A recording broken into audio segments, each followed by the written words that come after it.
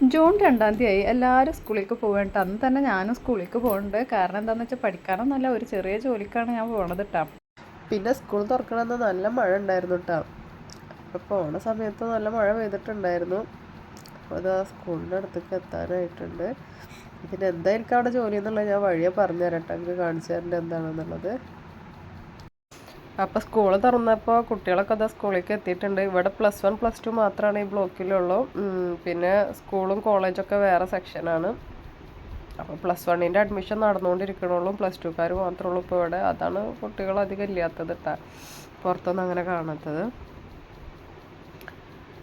അപ്പോൾ ഞാൻ ഫസ്റ്റ് ടൈമാണ് ഇവിടേക്ക് സ്കൂളിൽ ഈ ഹയർ സെക്കൻഡറിയിൽ ജോലിക്ക് വരുന്നത്. ഞാൻ മുന്നേ ഇവിടുത്തെ ICAയുടെ ഓഫീസിലാണ് വർക്ക് ചെയ്തിരുന്നത്. ഇവിടേക്ക് ഞാൻ ആദ്യമായിട്ടാണ് വരുന്നത് കേട്ടോ.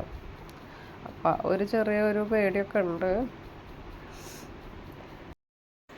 പേടിയൊക്കെ വെറുതെ വന്നിട്ടാ. എന്നെ കണ്ടപ്പോൾ തന്നെ പ്രിൻസിപ്പളൊക്കെ വന്നിട്ട് വെൽക്കം ചെയ്യുകയൊക്കെ ചെയ്തിട്ടുണ്ടായിരുന്നു. പിന്നെന്താണ്, അപ്പോൾ ഇനി എൻ്റെ ജോലി പറഞ്ഞുതരാം. ഞാനിതാ ഇവിടുത്തെ കെമിസ്ട്രി ലാബിലാണ് നിൽക്കുന്നത്. എനിക്ക് കെമിസ്ട്രി എന്ന് പറഞ്ഞ സാധനം അതിൻ്റെ ഒരു ABCD പോലും അറിയാത്ത ഞാനാണ് ഇങ്ങോട്ട് വന്നിട്ടുള്ളത്. പക്ഷെ എനിക്ക് 2 മാസം ട്രെയിനിങ് അവർ തരാമെന്ന് പറഞ്ഞിട്ടുണ്ട്. അങ്ങനെയാണ് ഞാൻ ഈ കെമിസ്ട്രി ലാബിലേക്ക് എത്തിപ്പെട്ടത്. ഞാൻ വല്ല അക്കൗണ്ടൻറ്റ്, ഓഫീസ് അസിസ്റ്റൻറ്റ് അങ്ങനെ എന്തെങ്കിലുമൊക്കെ പോസ്റ്റാണ് അവിടെ അന്വേഷിച്ചിട്ടുണ്ടായിരുന്നത്. പക്ഷേ കിട്ടിയത് ഇതാണ്. അപ്പോൾ എന്തായാലും വേണ്ടില്ല, നമുക്ക് എന്തും പഠിച്ചെടുക്കാൻ പറ്റുമല്ലോ. ആ ഒരു കോൺഫിഡൻസോട് കൂടിയിട്ടാണ് ഞാനിത് ഏറ്റെടുത്തിട്ടുള്ളത്.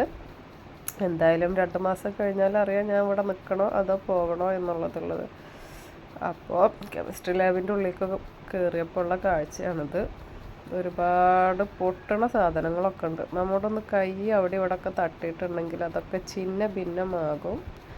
വളരെ സൂക്ഷിച്ച് കെയർഫുള്ളായിട്ട് ചെയ്യേണ്ട ഓരോ കാര്യങ്ങളാണ് ഇവിടെ ഉള്ളത് കേട്ടോ.